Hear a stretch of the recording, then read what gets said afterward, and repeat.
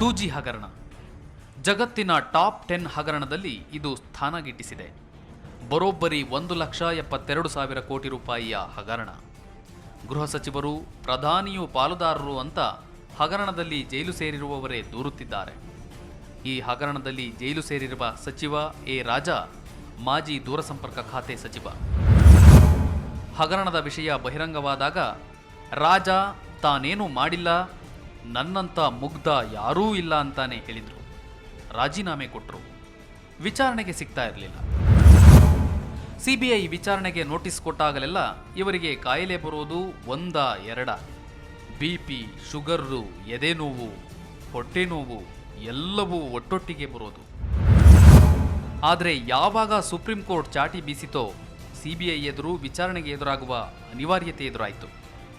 ಆಗ ಕೂಡ Raja personal doctor ಜೊತೆಯಲ್ಲೇ ವಿಚಾರಣೆಗೆ ಬಂದರು. ವಿಚಾರಣೆ ಮುಗಿದ ಮೇಲೆ ಕೂಡ ಅವರ ಕಾಯಿಲೆಗಳು ಮುಗಿದಿಲ್ಲ.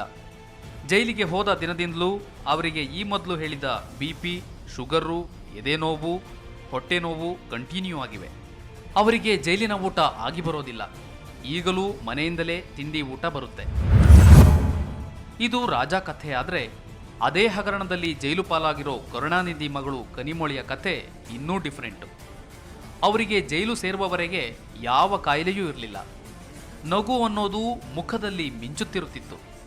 ಆದರೆ ಜೈಲು ಸೇರಿದ್ದೇ ಸೇರಿದ್ದು. ಜೈಲಿನ ವಾಸ ಇವರಿಗೆ ಆಗಿ ಬರಲಿಲ್ಲ. ಮನೆಯಲ್ಲಿನ ಮಗುವಿನ ನೆನಪಾಯಿತು. ಕೋರ್ಟಿನಲ್ಲಿ, ಜೈಲಿನಲ್ಲಿ ಭಾವುಕ ಕ್ಷಣಗಳನ್ನೇ ಸೃಷ್ಟಿಸಿಬಿಟ್ರು.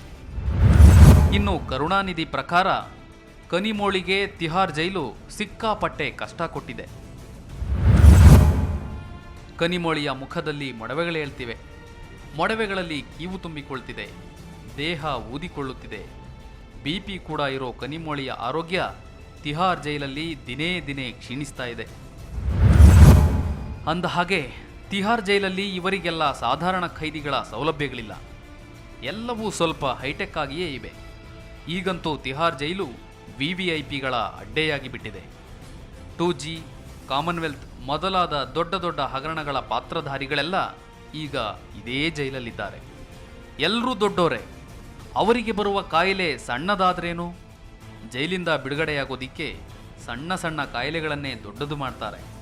ಆ ಕಾಯಿಲೆಗಳ ನೆಪ ಹೇಳಿಕೊಂಡು ಆಸ್ಪತ್ರೆ ಸೇರ್ತಾರೆ. ಜೈಲೇ ಆಸ್ಪತ್ರೆ, ಆಸ್ಪತ್ರೆಯೇ ಜೈಲು. ಆದರೆ ಇಂಥ ಕಾಯಿಲೆಗಳೆಲ್ಲ ಇವರು ಜೈಲು ಸೇರಿದಾಗಲೇ ಬರೋದು ವಿಶೇಷ.